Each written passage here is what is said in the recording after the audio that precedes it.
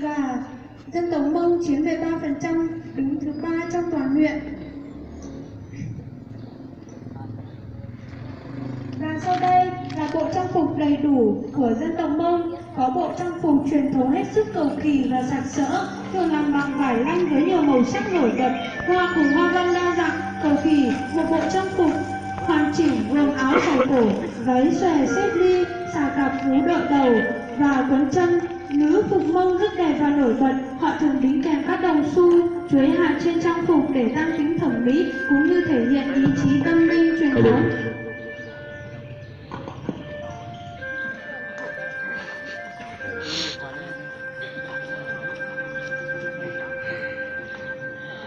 Trang phục người Mông Hoa và Mông Trắng thì hoa văn chủ yếu tập trung trên lưng áo và các họa tiết thổ cẩm. Hoa văn họa tiết trên trang phục của người Mông thiên về màu sắc.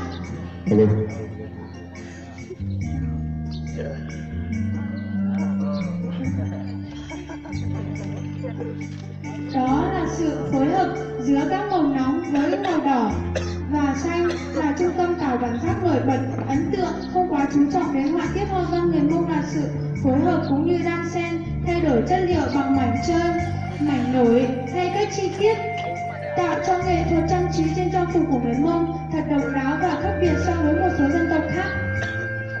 Chính vì vậy, những điểm nổi bật trên mà câu lạc bộ dân tộc Mông lớp 11A1 muốn gửi tới